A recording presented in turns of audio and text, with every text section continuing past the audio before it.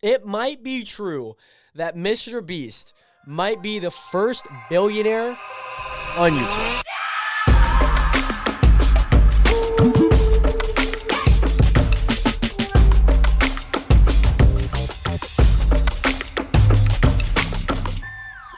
Funny enough, Nationers, we are here doing this. I feel like I always hit the record button, get right into the episode, just like this. Nationers, welcome back to another episode. Today's episode of The Realest Podcast, episode 50, banner right here, is our Halloween special. Now, you are probably wondering, why in the world is there like nothing around me? There's no like decor, there's nothing. Okay, I need to explain myself, okay? So, earlier this week, I received a text from Chase, my bank, that's who I bank with, saying that, hey, there's like a fraudulent purchase on your card. And I'm like, oh, that's not great. So I said like, no, they said that they're going to send me a new card. And that happened like Tuesday. That happened Tuesday. Literally right as I was streaming on YouTube, I got the text after, well, I got it during the stream and then responded to it after. And I was like, oh crap, like I need to go buy stuff. And luckily I had a little bit of cash, so that was kind of nice, but it really kind of sucked because that day I was going to go buy decor for like the entire podcast set, and that did not happen. So I'm kind of out of luck, but that's okay because there still is Christmas. So at least maybe saving up a little bit more for Christmas and all that good jazz. So, Nationers, we are here for episode 50, the Halloween special that isn't so Halloween-y, and I'm dressing up in my own merch, so there's that. But thank you guys again so much for watching, viewing, listening, and subscribing to this podcast. It really means a lot to me. Again, we are on the road to 1,000 subscribers by the end of the year. So again, if you guys have not hit that subscribe button, make sure to hit that subscribe button. And of course, make sure to go support the podcast however you feel fit on Instagram, on TikTok, and maybe even listening. Shout out to all the listeners out there. However, Nationers, we're just going to hop right into it. It has been a wild week. I feel like the stories that I kind of want to talk about, the topics that I want to share are a little bit more, not like heavy and sad, but like heavy and like big, because it's kind of just like very groundbreaking news and stuff that I'm just like, oh my gosh, I can't believe like I'm reading this right now. So, first of all, MrBeast. We all know MrBeast. We know Jimmy Donaldson. That's his name. His name's Jimmy Donaldson. We all know Jimmy as MrBeast. He recently just passed 100 million subscribers, roughly about 2 months ago in August, and it was probably one of the biggest feats of any YouTuber. It truly is the greatest feat of any YouTuber out there in the world. And he's not the first individual to do it. PewDiePie did it first back in 2018, 2019, and then that preceded MrBeast as an individual, of course, in 2022, 3 years later. So, with that, MrBeast has also opened a bunch of businesses. He's opened up an app, Finger on the App, which he used to obviously promote a lot of challenges and a lot of promotion for, just giving out money to people. And then also, he has opened up Feastables, which is a snack company, and he's also opened up MrBeast Burger. And not gonna lie, that's not even the brunt of it. That's really not the brunt of what I'm about to mention. I just kind of want to at least lay some things out, right? So he's got the business side. He's also got 2 other channels that are massively successful, if not 3 with his Shorts channel. So on his gaming channel, reminder, 107 million subscribers on his main channel. He has about a third of that at 30 million, 29.2 roughly, on his gaming channel. And then not only that, he has about 20 million subscribers on his React channel. These are big numbers. Like, these are huge. So MrBeast, probably one of the most decorated, talented channels on YouTube. And MrBeast, the most decorated and gifted creators on YouTube, right? Not channels. He is a person. So just wanted to at least differentiate that. One of the most gifted and talented creators on the planet. He recently is, I think, seeking like $150 million for something. And I don't know like what he's seeking it for, but I know that there's an intention, and this might be the for, but he's using that certain money for the intention of trying to evaluate MrBeast. I just hit the mic. Valuing MrBeast and all the different things that he owns and is, I guess, a part of, at $1.5 billion. $1.5 million. It might be true that MrBeast might be the first billionaire on YouTube. That is wild to think about. That is like truly wild to think about. So, MrBeast, Jimmy, this YouTuber, not even YouTuber, this person, this creator who came from making videos in his bed, Minecraft videos, tutorials, talking about commentary, to then breaking a table with a plastic knife, to naming YouTubers' names 100,000 times, to counting to 100,000, to watching these videos for 10 hours. The dedication, the grind might finally be paying off in a big sum of money. And mind you, this is just an evaluation of the worth. This isn't like physically like, hey, if I sell all these, this is like what I'd get. Which I guess kind of is the worth of it, but it's divvied up a little bit different than that. You know, like $5 is worth $5. It's not like, I'll give you a $5 if you give me $2. Or I'll give you $5 if you give me $10, right? So, MrBeast, obviously, just like a massive creator. And this really impacts a lot of the creator economy. Colin and Samir, who I made a video with, they have talked about and interviewed MrBeast about being the first YouTube billionaire. And a year's gone by since that interview. And quite frankly, with this evaluation of his channels and the sphere, the businesses of MrBeast, it might come true. It truly might come true.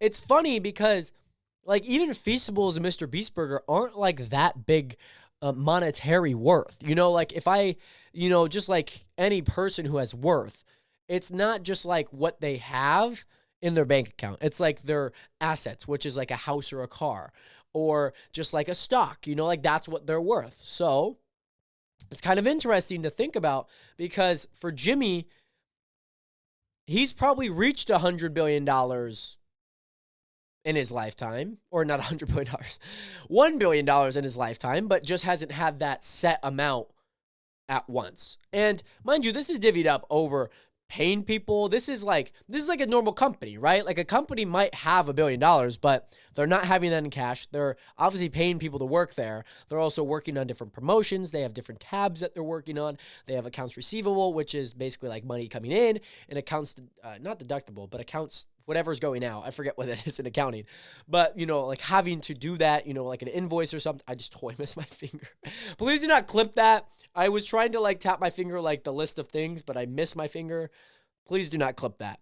So, MrBeast, again, one of the most highly decorated creators, might be worth $1.5 billion on whatever day is coming up. And it might be for Christmas. I don't know.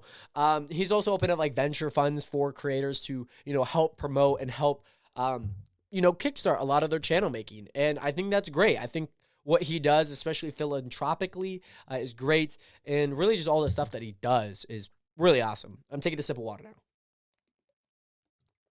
Okay, so some things might have changed within the YouTube sphere recently. And some of you guys out there, as you guys are watching this, may have already been affected by it. Some of you guys in the near future will be getting stuff like this. And if you're watching this like a month or 3 months down the line, episode 50 of The Realest Podcast, which is a big milestone, which is a really big milestone, you guys may already have it at this point. I'd hope you'd have it in the next month to 3 months down the line if you guys are watching this in the future. So YouTube recently announced that they are, they didn't actually formally announce it. Like they didn't like do like a presser for it like companies normally do. They just kind of like did it, and a lot of creators kind of like had inside news to it. So YouTube is kind of creating an ecosystem of certain types of videos. And back last year, kind of like 2 years ago, soon to be 2 years ago, was the birth of YouTube Shorts, which was YouTube's competitive short form feature, short form uploads that were basically being a competitor within TikTok, Snapchat, which kind of added their short form, which is kind of weird. And then also Instagram as well. I have like dead skin, and I felt like my mind was like, I need to pick that right now. So there's my mind just going bonkers. But that's that.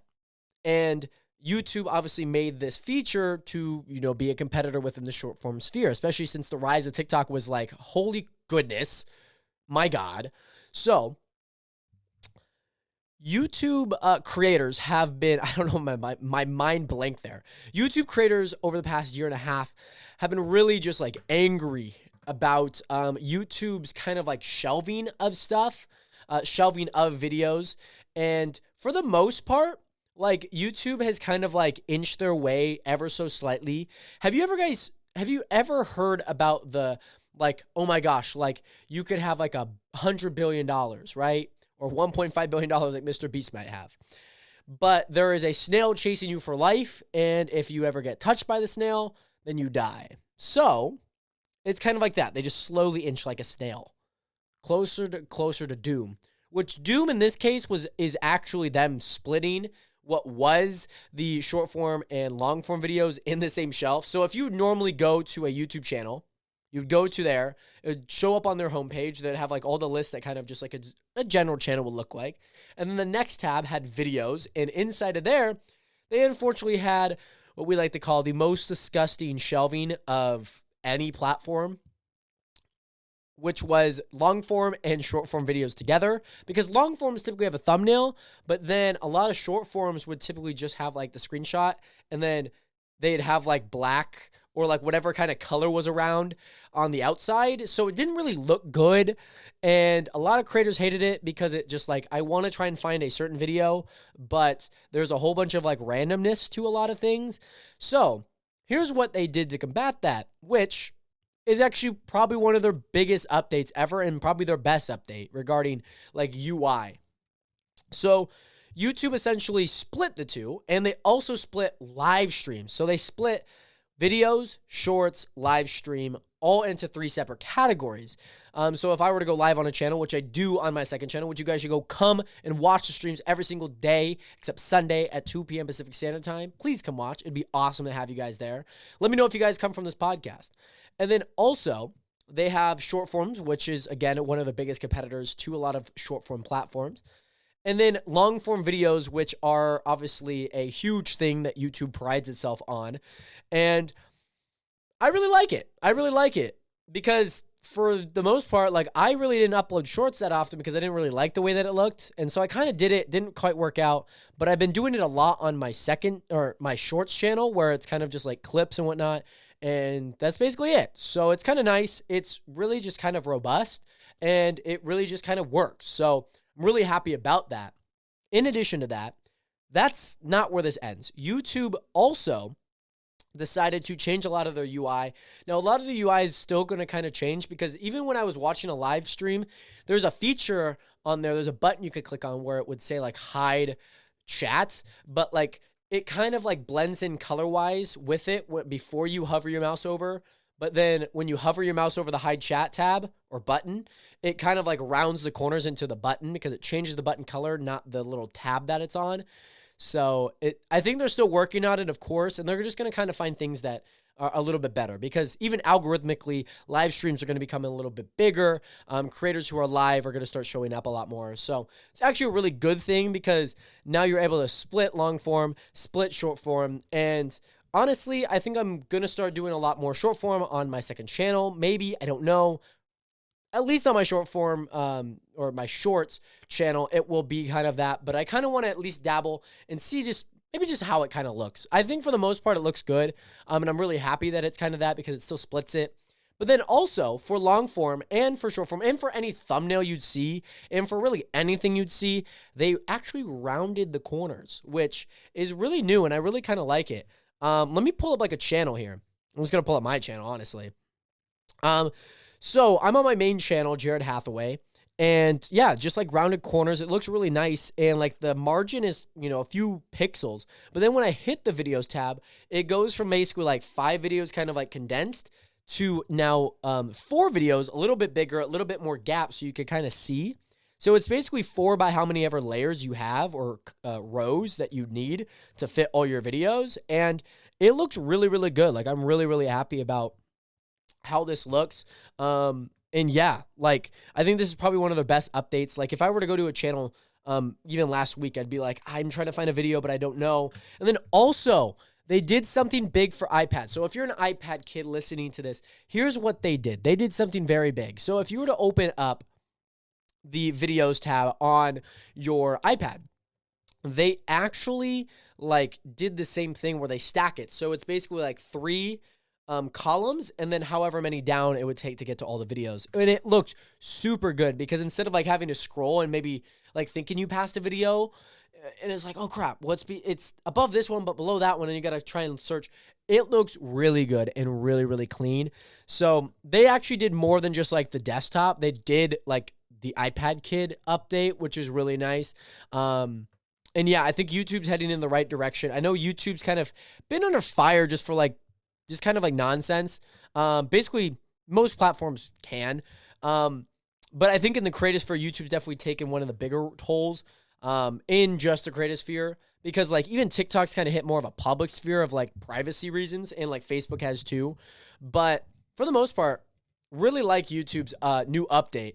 Especially with just like different things that are on here. And I'm really happy about this. Like even if I go to my Jared Hathaway, like I could go to videos and that's like fantastic. There's all my videos, the 8 videos I've uploaded, and then my lives. And then there's just literally all the lives right there ready for you to watch. And it's fantastic. I love it. It just looks super clean and super great. So yeah, I'm just like really happy that they've at least introduced something like this because it's been kind of long overdue. It didn't seem like a hard thing to implement, but it's slowly going to roll out over time. It will slowly turn into this for many people if it's not already. So it's really, really nice. Taking a sip of my water again. Okay. So I'm recording this pretty late at 10:20 p.m. Basically a little bit more than 12 hours since 12 hours from this video coming out. And I mainly did that because today was the Jake Paul versus Anderson Silva fight. And I don't know if you guys remember, but I will remind you, of course. When the fight got announced in like August, I predicted Jake Paul to win. And I was right. I was right in that regards. I was right when I said Jake Paul would win. Did I think it would be this close? Yes. Yes, I did think it would be this close. However, I didn't think it would be kind of like as close as it was, you know? Like, I thought it would be a challenge for Jake to kind of step in the ring with Anderson de Silva, but then also I didn't think it was going to be as tough, if that makes sense. I think a lot of people maybe thought it was just going to be like, this guy's old, easy, right hand, bam, bam, just easy. Just like knock him out. That's pretty much it. Now, this is kind of how the fight went. And then I'll kind of talk about how the scorecard went because it was actually a pretty close fight up until the last round. And unfortunately, a lot of people are probably going to say it's rigged. I'm almost kind of like, it's kind of weird because it like doesn't make sense. It just really doesn't make sense because it's like, there's commentators out there. I've watched plenty of boxing out there. I've watched plenty of like UFC. Mind you, those are like different sports, but they're kind of like in the same field of combat sports. You know, like whether you're landing more punches, whether you're like defending really good or like however the tides are turned, right? But then also the skill aspect of it. I've seen a lot of fights in my time. So I feel like I have a good grasp of like what a fight should be scored at. You know, like whether it should be like 2 rounds them, 1 round this person, and then it's like kind of vice versa, right? But this fight kind of didn't really make much sense, like in the scoring. Like they had kind of like an unofficial scorecard that somebody who was like commentating or just kind of like watching, spectating, like scored. And I was like, what? It's 3-1 Jake Paul? I swear it's at least a 2-2. And then they were going into the 5th round and they had showed the four rounds scored 3-1 Jake. And then I was like, after the 5th, I'm like, well, that's definitely 2-3 Jake now. But it was in my mind, it's definitely 3-2 Anderson de Silva. Like I was thinking it was 2-2 going into the 5th. And then Anderson Silva won the 5th and the 6th and the 7th. And somehow he still lost, and it doesn't make any sense. But it's very interesting because when the fight started, I just burped. Excuse me. So, excuse me. When the fight started, Jake kind of comes out hot. This is kind of a little bit unusual by him. Basically, if you ever watched the Tyron Woodley fight, the second fight that is, where Tyron Woodley just kind of comes out hot, guns blazing, throwing hands. Jake's just kind of playing defense, kind of letting things happen. This was the complete opposite. But by the complete opposite, like the most extreme opposite as you could get, where Jake goes from being the sheltered kid just trying to defend himself from a bully to like outright just like, bah, bah, bah, cha, cha, cha.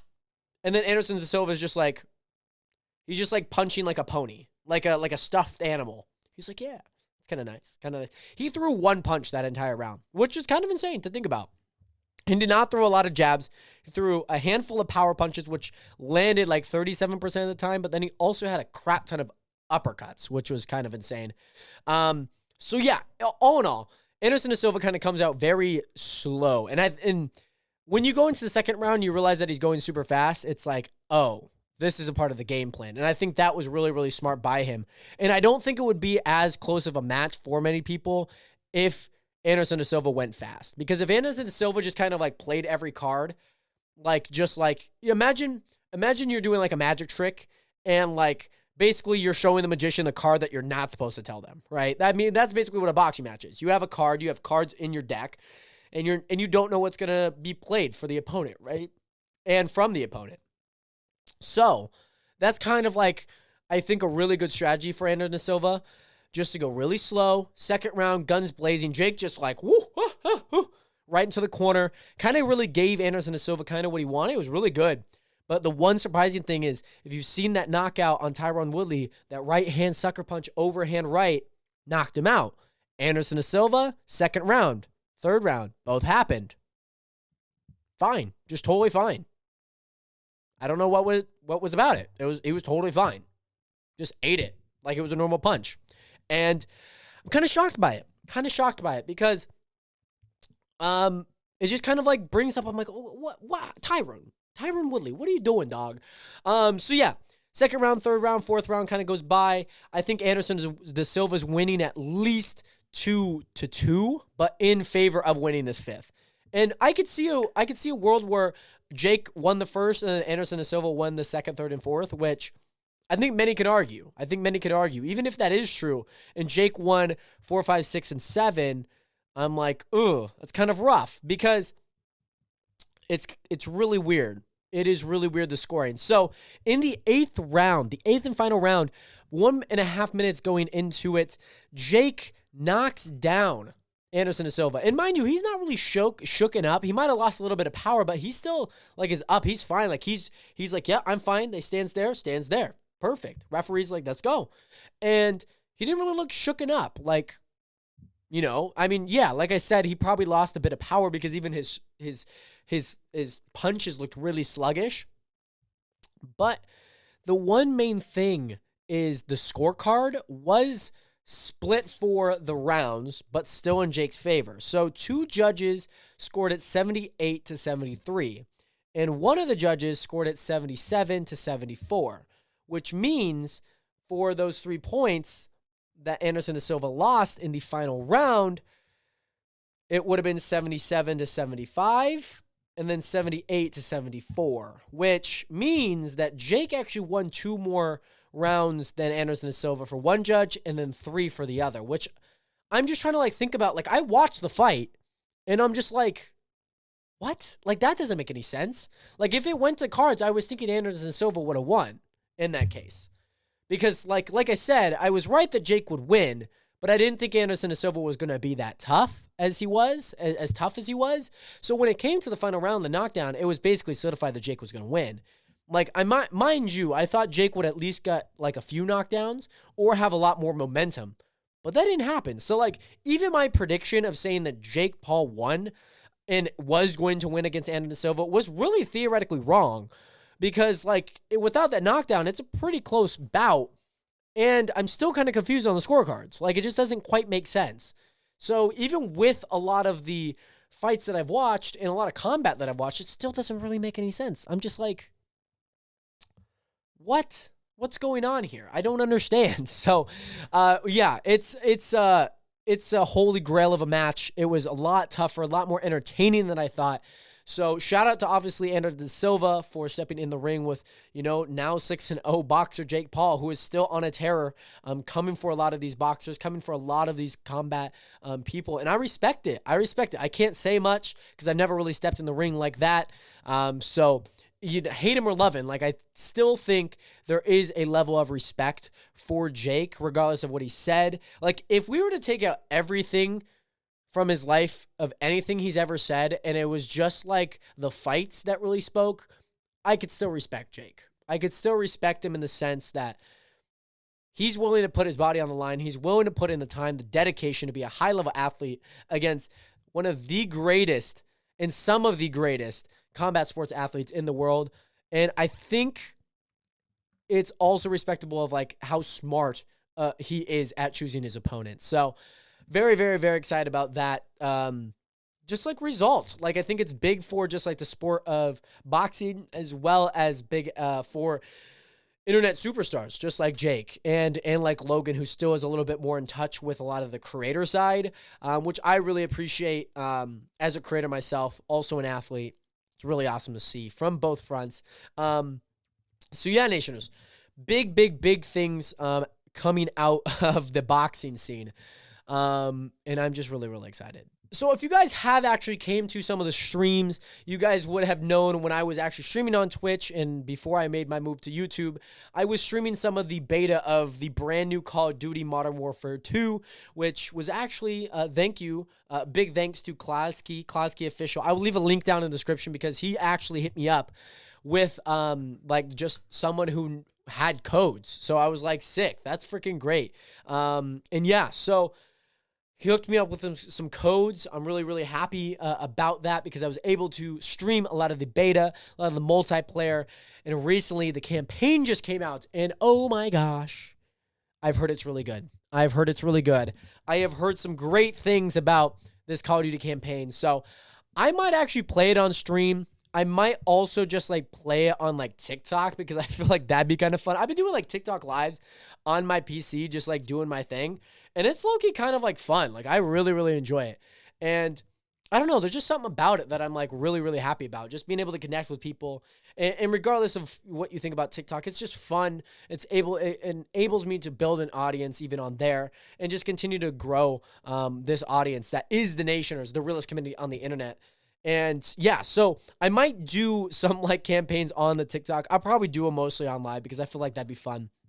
But really love the beta, like I mentioned. The campaign's freaking great. A lot of these creators who obviously are just like buying the normal campaign multiplayer, just buying the game, they are having a ton of fun in the multiplayer. And it's really, really awesome to see that this game is really good because I really like, back when I was growing up, Modern Warfare, World at War, those were like the games that I loved. I love Call of Duty World at War. It's my favorite COD of all time. A lot of people say BO2, Black Ops 2 is their favorite. I've never played it, so I can't say. But I will say that the World at War Call of Duty back in the day was fire. It was great. I freaking loved it. We still have the CD downstairs. I don't know why I pointed here, but we still have the CD downstairs, so I might even play it one day just for fun. But one of my favorites, Modern Warfare, a franchise, part of the Call of Duty franchise that I really like, and I probably will play. Like, with the new Vanguard that came out last year and Cold War before that, I just kind of felt like a disconnect. Like, I didn't really feel like this was COD. I kind of felt like it was this new era of COD, Call of Duty that is, that I just didn't really feel in tune with. Like, I didn't really understand the storyline and didn't really understand too much about it. So, it's kind of felt like a little disconnected with it, especially from the multiplayer standpoint. And most players in that game are just like really, really good. And I'm just like not like the greatest, but I could definitely hold my own. Like, if you were to put me like against like some of the, like maybe like a high school basketball team, I could hold my own, I could hold my own. I won't be the best player out there, but I could hold my own, right?